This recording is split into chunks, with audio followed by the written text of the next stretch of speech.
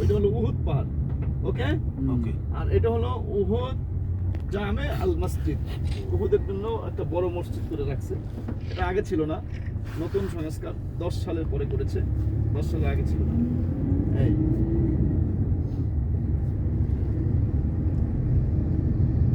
বিশাল বড় লম্বা, এদিকে অনেক বড় লম্বা পাহাড়, সে যাইতে যাইতে শেষ করতে চায় না। উহুদ পাহাড়।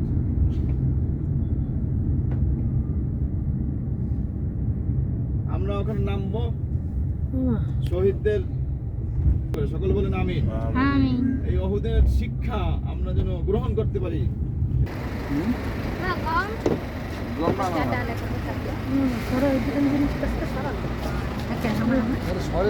অহুদ পাহাড়ের পাদদেশে আমরা অহুদ মসজিদের কাছে চলে আসছি। এই যে সেই জায়গা যেখান থেকে তীরন্দাজরা সরে যাওয়ার কারণে এই অহুদের যুদ্ধে মুসলমানদের পরাজয় সংগঠিত হয়েছিল এবং পরবর্তী নবী করিম সাল্লাল্লাহু আলাইহি সাল্লাম গুরুতর আহত হন। এই সেই জায়গা। কি পাহাড়টার নাম? পাহাড়টার নাম কি? একটা সুযোগ পাইছে যে এই সুযোগে তাহলে আমাদের আমরা কাবু করে ফেলবো, এবং সেই সুযোগেই আসলে মুসলমানদের কাবু করে ফেলে এবং মুসলমানরা শহীদ হয়। 70 জন সাহাবা শহীদ হয়। আমি হামজা রাদিয়াল্লাহু আনহু যে ছিল নবীর চাচা, উনিও শহীদ হয় ওই ভুলের কারণে। একটা ভুলের কারণে কত বড় ক্ষতি হয়, বুঝছো? তো আমি সেটাই তোমাকে গতকালকে বোঝাতে চেয়েছিলাম যে আল্লাহ আনুগত্য করতে। 70 জন সাহাবীর কবর। ও মাই গড! এখানে হাফেজে কোরআন যে আমির 70 হামজা। জন হাফেজ মারা গেছিল ওই সময় যোদ্ধা, হ্যাঁ, এবারে সেই হাফেজ 70 করা- জনকে এখানে দাফন করা হয়, বুঝছো?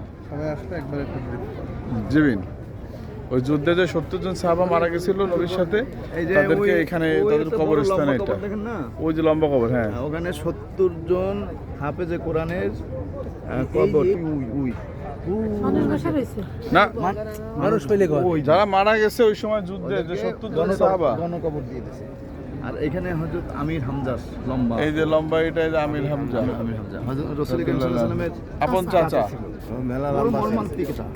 এই হামজা রাদিয়াল্লাহু তাআলা ছিল মানে একটা খন্ড খন্ড করে। একটা ভুলের কারণে চলে যাবে। সালাম দেন, আসসালামু আলাইকা ইয়া আহলাল কুবুর আল্লাহ ইন্নাকা আনতাত তাওয়াবুর রহিম। আল্লাহ তাআলা উহুদের ময়দানের শহীদদের কবরের পাশে দাঁড়িয়ে দোয়া করছি, আমাদের জিন্দেগীর গুনাহগুলি মাফ করিয়ে দিন। আমিন। রব্বে করিম তাদের কবরের মধ্যে জান্নাতের মাকাম বুলন্দ করিয়ে দিন, তাদের ফজিলাত আমাদের নসিব করিয়ে দিন। আল্লাহ তাআলা আমাদেরকেও তাদের কারণে মাফ করিয়ে দিন, আমাদের আব্বা আম্মাদেরকে কবুল করিয়ে নিন। আল্লাহ বাংলাদেশে অনেক অসুস্থ আছে, আল্লাহ সুস্থতা দান করিয়ে দিন।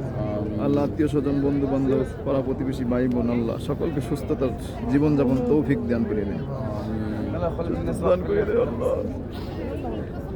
আল্লাহ মেহরবানি করে আমাদের সকলকে কবুল করিয়ে নিন, আমাদের আব্বাজানের কবরকে জান্নাতুল ফেরদাউস নসিব করিয়ে দিন। আল্লাহ যত মুশকিলাত আছে আসান করিয়ে দিন, আল্লাহ तमाम প্রকার মুসিবত থেকে হেফাজত করিয়ে নিন। সুবহান রাব্বিকা রাব্বিল ইজ্জাতি আম্মা ইয়াসিফুন, সালামুন আলাল মুরসালিন, আলহামদুলিল্লাহি মা'হুম বিরহমাতিকা ইয়া আরহামার রাহিমিন। 70 জন